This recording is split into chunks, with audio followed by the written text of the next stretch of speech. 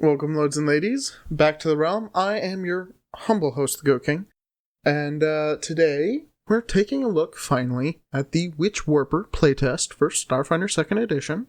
Now, the actual playtesting for Starfinder 2nd Edition is over now, and they've already announced a bunch of the changes that they're already planning to do, so I'll be ignoring that for this, because I just want to look at this. And we're not gonna bother going over the sidebar for the questions they have for playtesting, because the playtest's already over. I just want to get a look at the Witchwarper, see what it looks like. This art it's interesting. Those big plates around his shoulders and torso and neck-ish area look unfortunate. This big sword looks cool. I wonder if that's like a manifestation. I believe in 1st edition, one of the later books added some expanded options for the Witchwarper that let them summon a weapon. Kind of like a Solarian, but Witchwarpery. We'll see. A strange, paradoxical event forever altered your existence, and now you can manipulate reality. You explore the infinite possibilities of the multiverse, possibly visualizing variant timelines. You create fields that subvert space and time, allowing you to cast powerful magic. You've learned to focus on an anchoring memory, concept, or object to help you identify reality. And that little bit, possibly visualizing variant timelines, I believe the precog got folded into the Witchwarper. Key attribute, intelligence. Hit points 8+ con modifier. Let's see, during combat encounters, you reshape terrain and manipulate events to match altered realities. During social encounters, you might solve problems with deductive reasoning or by determining mathematic probabilities, drawing on your deep mystic knowledge of the universe. While exploring, you seek magical auras and provide guidance regarding supernatural phenomena you encounter. In downtime, you learn new spells, craft magic items, or imbue spell gems for your party. You might travel to other dimensions or distant star systems as part of your training, or embark on such journeys by accident. I doubt that'll be a mechanical thing, but certainly something to point out to your game master and ask if they want to Rick and Morty you or something. Let's see. Initial proficiencies, trained in perception, fortitude, reflex, expert in will. Let's see. Trained in one skill based on their paradox. And 3+ intelligence modifier. Simple weapons, unarmed attacks, light armor, unarmored defense, trained in spell attack modifier and DC, and trained in their class DC. Let's see, paradox. Your existence is somehow contrary to the status quo of the universe, causing quantum ripples that empower your spellcasting talent and open doorways to strange worlds. Perhaps you're from an alternate reality or a different timeline, or perhaps you experienced a phenomena that altered your path, discovered a time-glitching alien device, or developed a thesis on quantum magical theory. Whatever your story, you've become a living paradox. At first level, select your paradox, which determines the tradition of your spells, additional spells you learn, additional trained skills, and the effects of your quantum field. You also gain focus points and special focus spells called warp spells based on your paradox. Let's see, your anchor. Whatever paradox altered the course of your existence, something helps keep you anchored to reality. This may be a physical object you carry, memories of your home or loved ones, or even a concept or ideas you obsess over. At first level, select an anchor, and the anchors presented in this book, yada yada. Quantum field. You can draw on paradoxical forces to create a reality-warping quantum field. This might manifest as a haze in the air that shows shimmers of alternate realities, or appear as walls of glowing magical equations only you can understand. The effects of your quantum field are determined by your paradox. You can further enhance and manipulate your quantum field through your Witchwarper feat selections and by casting warp spells. You can activate or extend the duration of your quantum field by using reality warping magic. You have the Warp Reality action, which lets you activate your quantum field. This action gains the arcane or occult trait based on the tradition of your selected paradox. Let's see, single action, concentrate. requirements. It's your turn and your quantum field isn't active. Your quantum field activates and lasts as long as you sustain it, up to 10 minutes, or until the end of your next turn. Next turn, specifically. Your quantum field is a 15-foot radius burst centered on a point you choose within 100 feet. When your quantum field is active, you can use actions that have the anchoring trait. Your quantum field's other specific effects are determined by your paradox. You can choose whether creatures in the area are affected by your quantum field. Your quantum field automatically deactivates if you're knocked out, you dismiss it, or if you move more than 100 feet away from it. This will be more interesting once we know what the different quantum fields do, but it does sound cool, and it's got great range. A 15-foot radius burst is pretty cool. And 100-foot range, that's nice. And it sounds like, based on this previous statement here, that certain spells or focus spells or whatever will automatically concentrate or sustain warp reality. We'll have to see if that's true. That's just what it seems like based on you can activate or extend the duration of your quantum field by using reality warping magic. That might be flavor text, but I'm hoping that combos into something. Witchwarper spellcasting. Your paradox grants you magical power. You can cast spells using the cast a spell activity. As a Witchwarper, when you cast spells, you might describe your revelations about other realities aloud, accompanied by elegant gestures while arcane equations or occult symbols blaze around you. Witchwarpers appear to be spontaneous spellcasters. Let's see, warp spells. You can create bizarre and powerful magical phenomena known as warp spells. You learn your initial warp spell. These visual flourishes might include floating equations, visions, yada yada yada. Warp spells are a type of focus spell. Okay. Refocus for 10 minutes, yada yada. Warp spells have the anchoring trait, unlike other focus spells. This trait means you can only use warp spells while your quantum field is activated, and you can choose to sustain your quantum field when you cast warp spells. Okay. Warp spells, these focus spells are a little more restricted than normal focus spells, but they do let you get a free sustain on warp reality.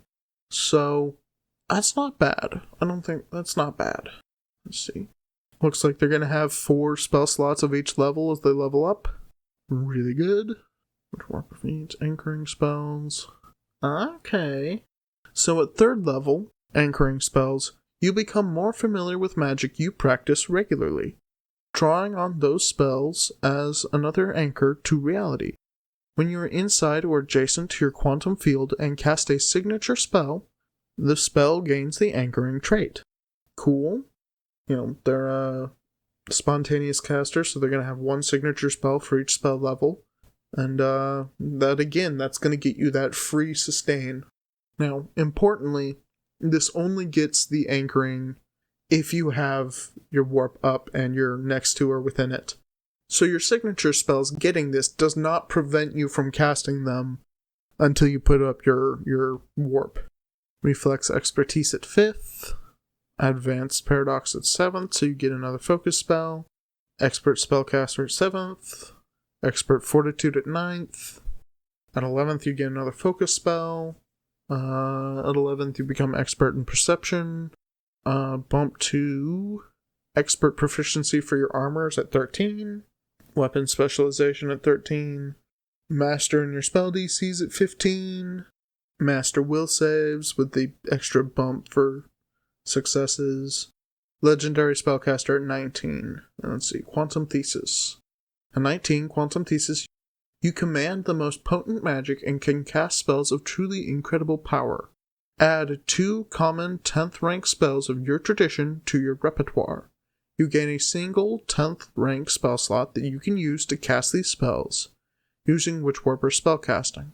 Unlike other spell slots, you don't gain more 10th rank spells as you level up, and they can't be used for abilities that let you cast spells without expending spell slots or abilities that give you more spell slots. Yada yada. The basic stuff for 10th level spell slots. Warped Infinities at 19. the radius of your quantum field becomes 100 feet. When you activate or sustain your quantum field, you can modify the area of its effect by excluding any number of squares. I don't know how... I mean, look, that's cool. I don't know how useful that is, because you can already choose what characters get affected by your quantum field, by your warp.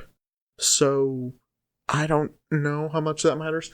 It might be kind of because of the, it might be mostly because of whatever the specific paradoxes do, which we're about to get into, so who knows.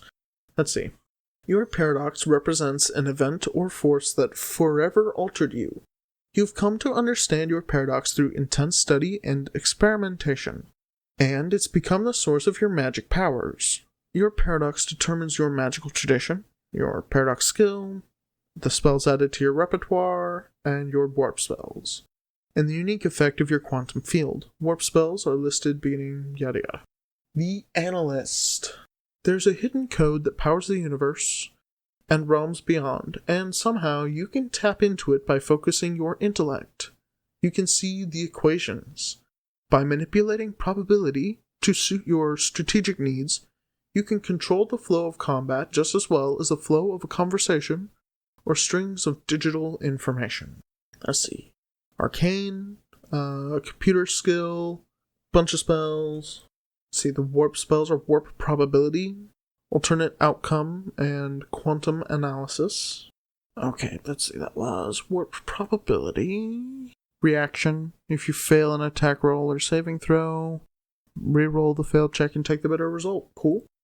So a reaction to get fortune. Alternate outcome, another reaction with the misfortune trait. Something within your quantum field, that's the range, targets the triggering creature. A creature in your quantum field would succeed, but not critically succeed a saving throw. You eject the outcome in your current existence and replace it with that of a different reality. The target must reroll the triggering saving throw and use the worst result. Nice. And quantum analysis. Let's see.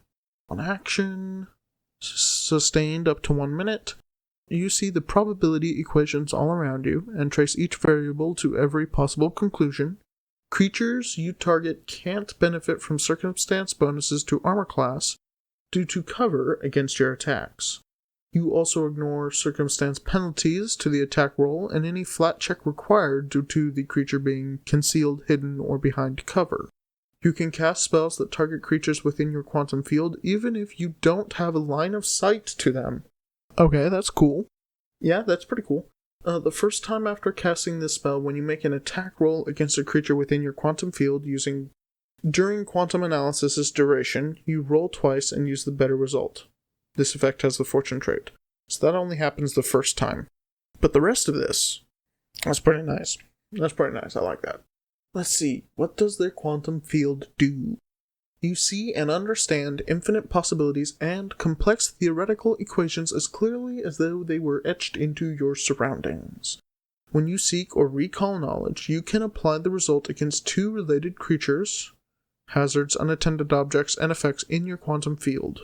Whenever you sustain your quantum field, you can seek or recall knowledge against an appropriate target in your quantum field as a free action. I don't think that's bad. It does seem a little underwhelming. Although, it does stack up. So, if you play as an analyst Witchwarper, and you really go into, like, trying to figure out enemy weaknesses and stuff, this could work out pretty well. You put your quantum field out, and then you can do, like, a seek or recall knowledge as a second action, recall knowledge, and then do it to two different things.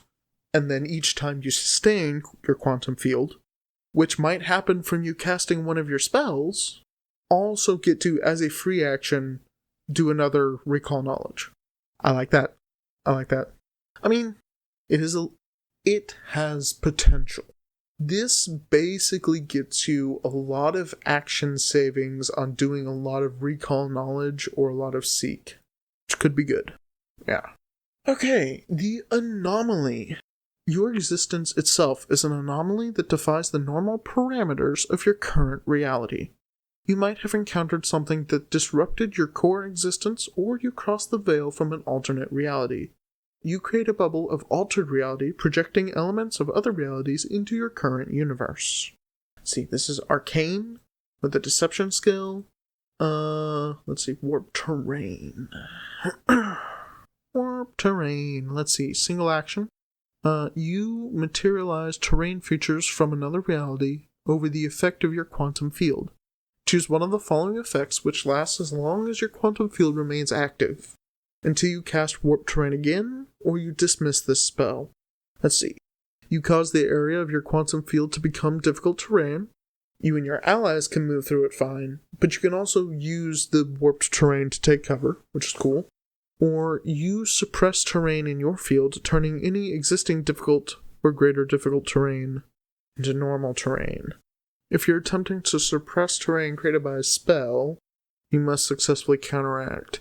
Let's see, at 3rd level, you can fill it with fog or smoke, which functions as the mist spell. And at 6th level, you can make it become greater difficult terrain instead of normal difficult terrain. That's not bad, and it's a focus spell, and it doesn't have a duration, so at max it's sustained for 10 minutes, because that's how long your quantum field can be sustained for.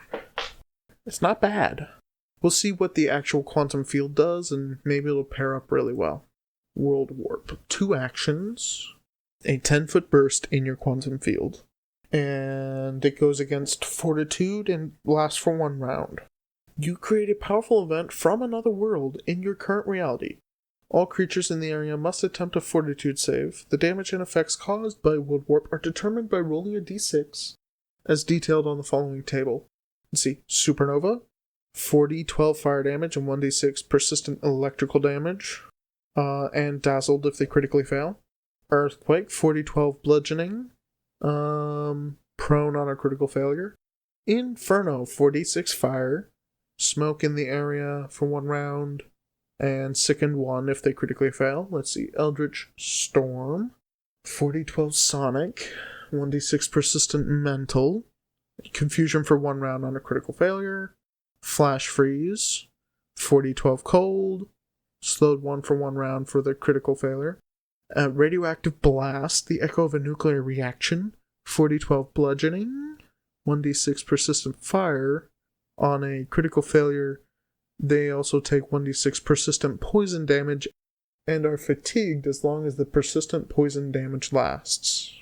That seems pretty sturdy across the board. Half of these do fire as their main attack, so more often than not, this is going to be a fire-based thing. Fire damage. Oh, well, hold on. 1, 2. Well, it's 2 fire damages. 2 that are big bludgeoning damage. 1 that's sonic and 1 that's cold. So, not half the time fire, more like a third of the time, and then another third of the time is going to be relatively reliable. Yeah.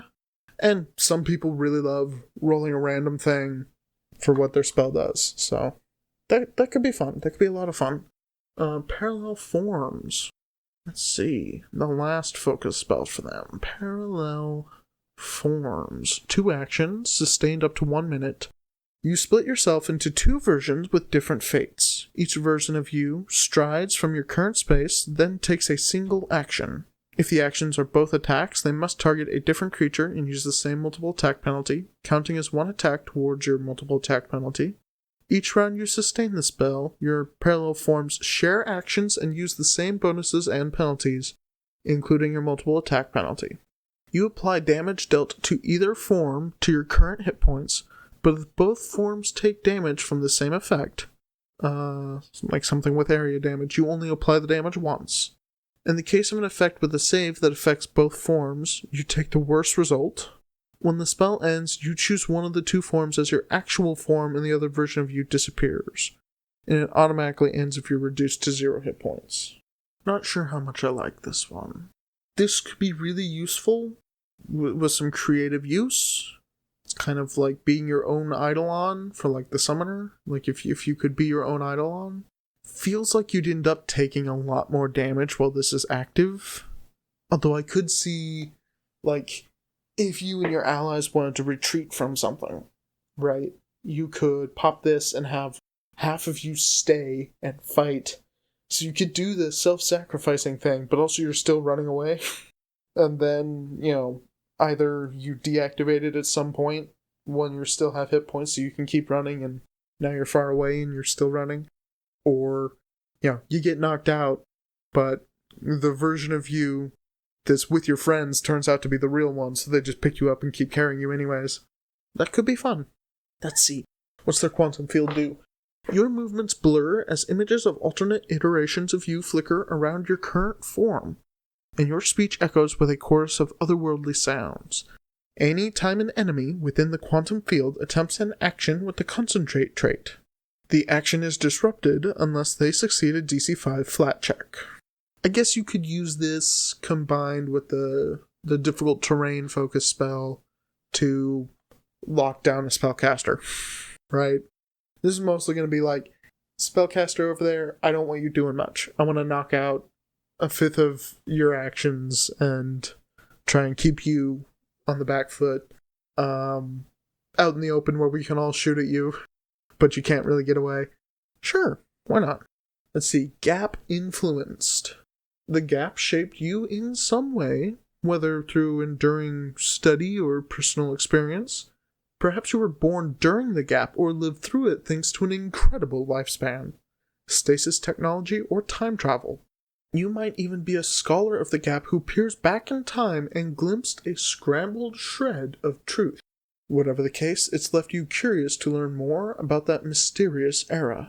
Let's see, this is the occult tradition, society skill, warp presence. Reaction. Triggered when an enemy targets you with a strike or spell attack.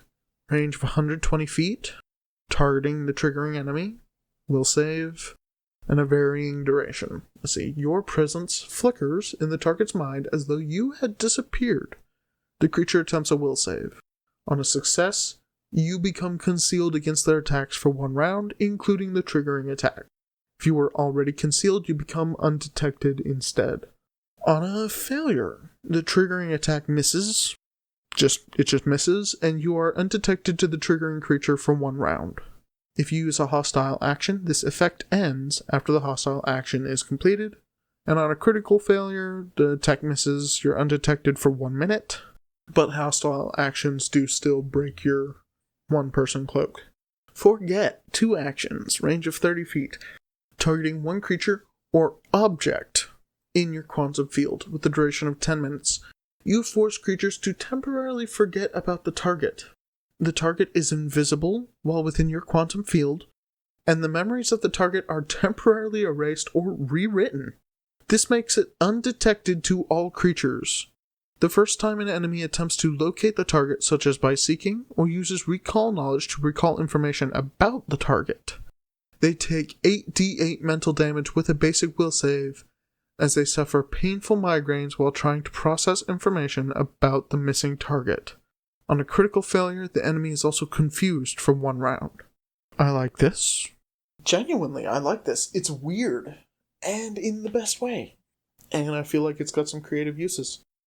Be it protecting somebody who's really, really hurt, or hiding the MacGuffin. I like it.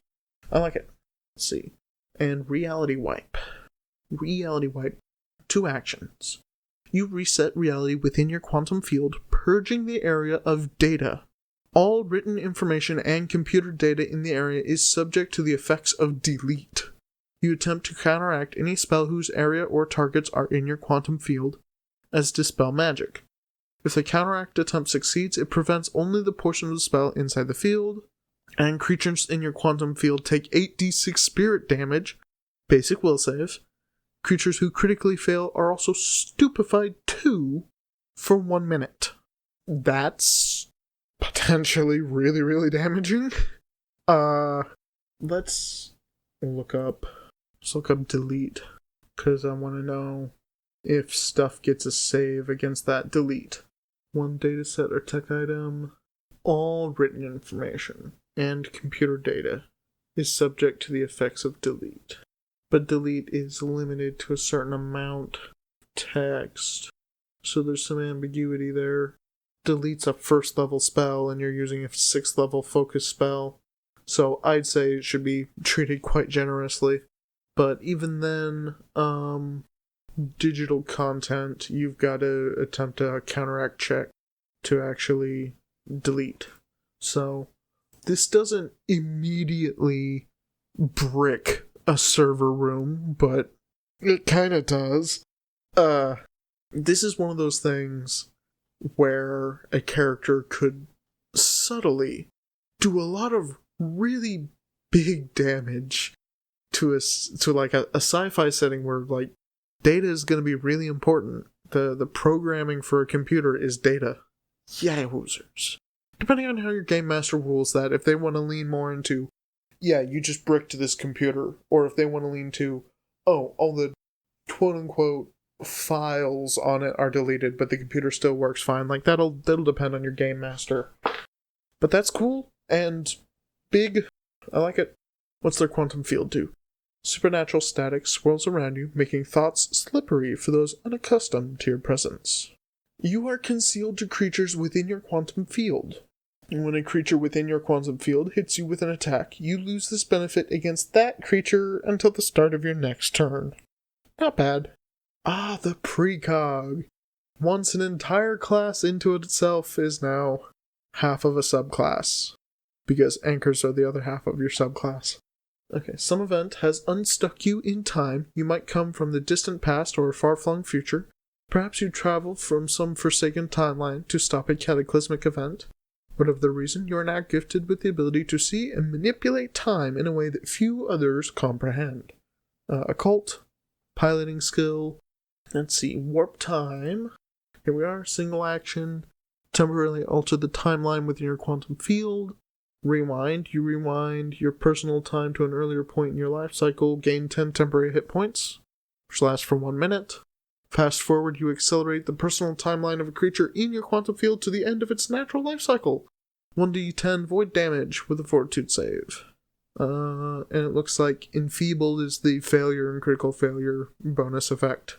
Accelerate. 2 actions, duration 1 minute. You speed up the flow of your personal timeline in relation to the rest of the universe. You gain the quickened condition and can use the extra action each round only to stride, strike, or step. Pretty simple. Always useful. And time loop. Time loop, 2 actions. Range within your quantum field, targeting up to 5 creatures, defended by will save. You trap creatures in a time loop of your creation. The target sees and reacts to a repeating loop of events based on the results of the will save. Okay. On a success, they're stunned 1, stunned 2 on a failure, stunned 3, and slowed 1 for 1 minute on a critical failure. Hoi! That last one's pretty rough. Pretty rough. Okay, not bad. In the quantum field, you have a modicum of control of the flow of time that surrounds you, allowing you to speed yourself and others up, or decrease the flow of time for others. An enemy creature that uses a move action inside your quantum field takes a -5 foot status penalty to its speed during that action. You and your allies gain a +5 foot status bonus to speed when you use a move action inside your quantum field during that action. That's a weird way to word that. Probably should say something like, if you use a move action, you get a 5 foot status bonus to speed, and your allies get a 5 foot status bonus to speed until the beginning of your next turn. Like that. I think that'd have been more sensible. Unless they're trying to do something different from that. This is weird. It needs some clarification. Let's see. The other half of your subclass, your anchor.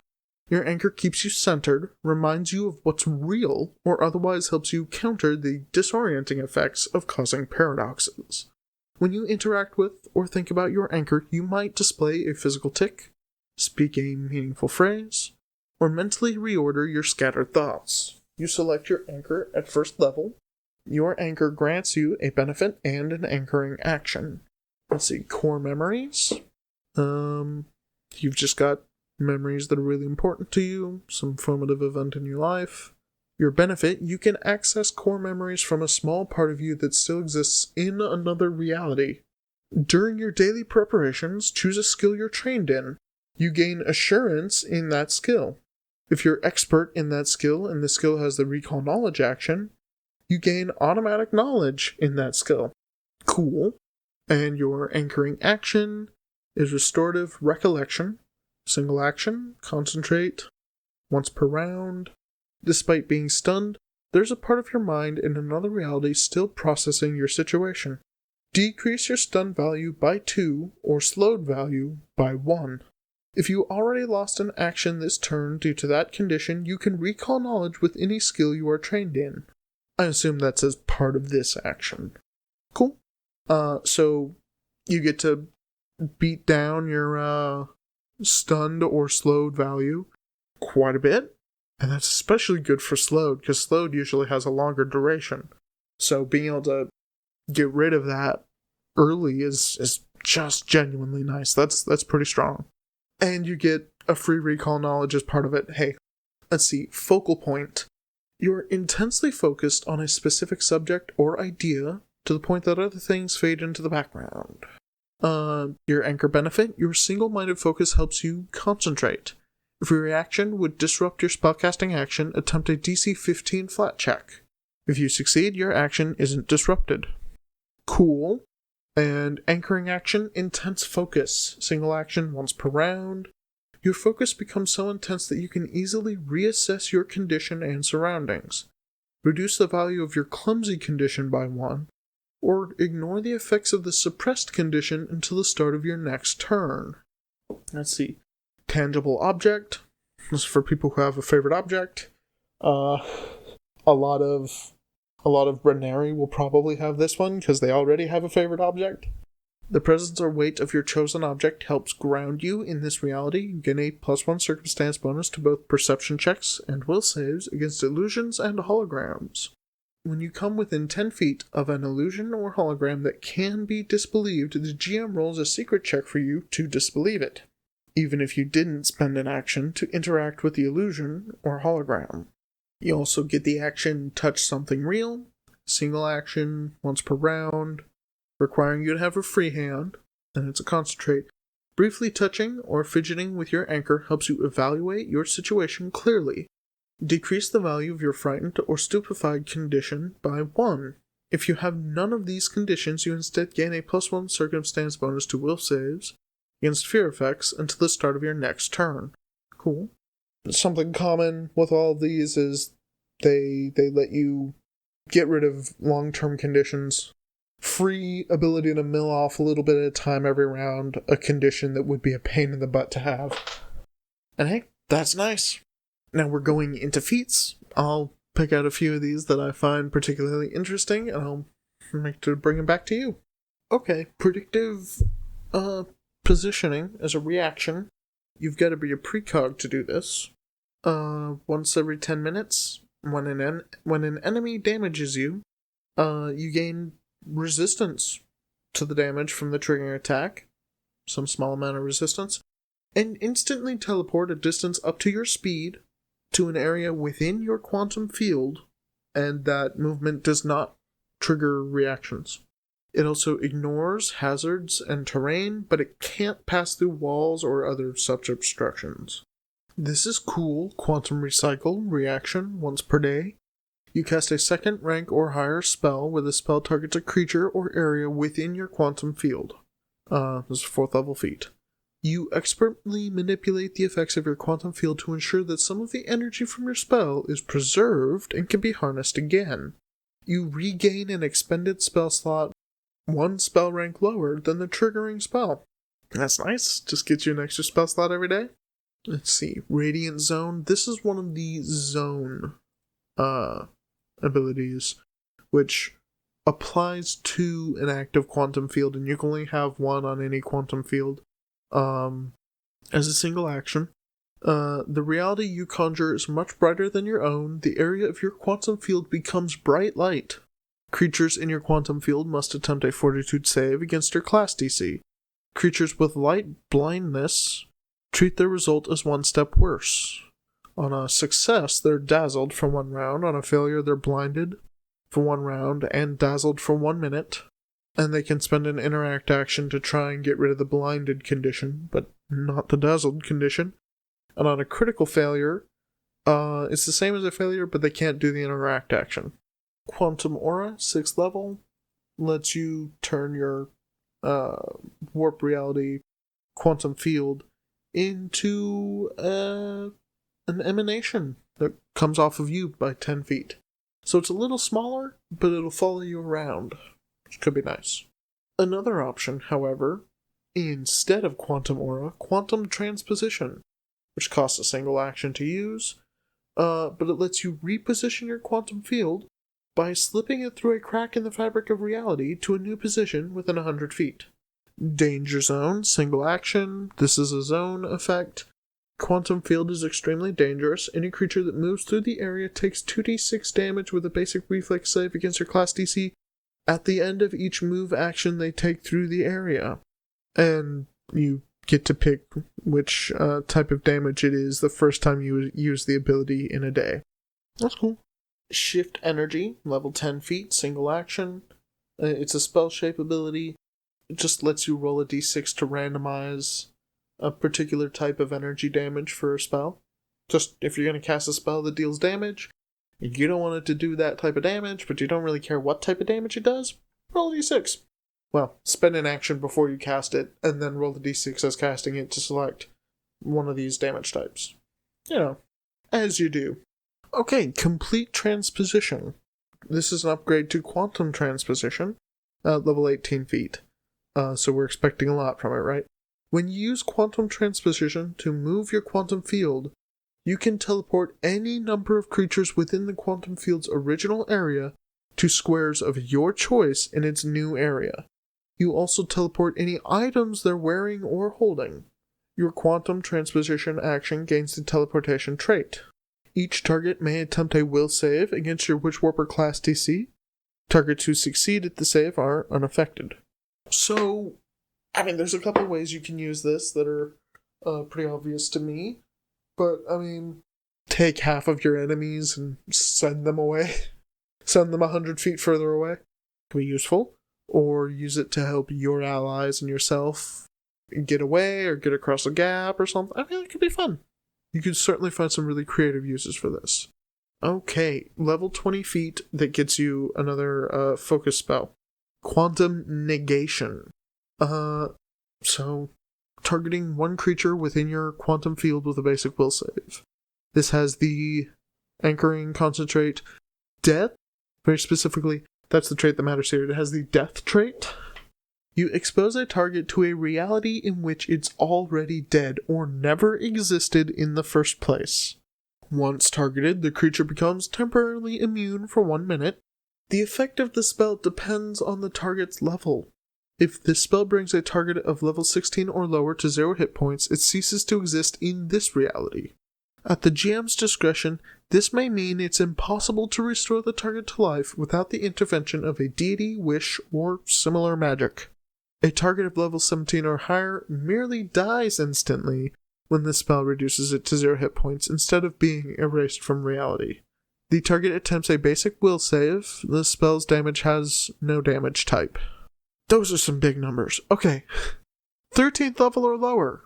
Target takes 9,999 damage and reduces the degree of success of its will save by 1 step. You're already level 20, so a level 13 character is probably not going to be something you have to really fight. But, you know, your character can just walk around zapping people out of existence. Let's see, 14 to 16, that's 25d10. So what, 25 times 5.5. About 125, 130, maybe 140 damage you're going to expect, about that much. And for 17th or higher, it's 20d10 damage, so not much lower. 14 through 16, again, if you're level 20, a 16th level enemy itself would be like a trivial, like, you could backhand them and kill them probably. Or at least your martial characters could. So not really a threat. It's cool to think about, but they're not really a threat. This is more going to be for your 17th or higher. You're looking to do about 100 damage, and if that gets them to 0, instantly kill them. Most bad guys that the Game Master is running are going to instantly die at 0 hit points anyways, because there's really no reason for them to track that, but if you're fighting the big bad, it might be good to make sure they're dead. That's the last class we needed to go over. I like the Witchwarper in this. I like the quantum field. The core effects of the quantum fields are generally a little underwhelming, but a lot of the focus spells for each of these give bumps meaningful, if not super powerful, usually very meaningful and interesting ways to bump up what you're doing. And of course, there's several feats that create zones where you get to modify the area of your quantum field even more. And there'll probably be even more of those on the full release. So I think this is pretty cool. I think this is pretty much what I expect from a Witchwarper. I think I never looked into the Witchwarper too deeply in the first edition. I think they were a little disappointing to me, but I never looked into them too deeply. Mark over at the local disaster tour guide, he loves the Witchwarper. So I should probably go check and see if he has made a video on the Witchwarper specifically, because it's, as far as I remember, it's his favorite Starfinder class. After, next time I come back to this, we're going to try and whip through skills, feats, equipment. Probably won't really talk about spells, because it's just a whole new set of new spells. That's just a ton to look at. Maybe one day, the Knights of Last Call will do a tier list of all the spells. Who knows? Maybe. I don't know if they'll get into Starfinder or not. They do play a lot of different games. Anywho, thank you all for visiting the realm. I have been your humble host, the Goat King, and, as always, travel with loyal companions.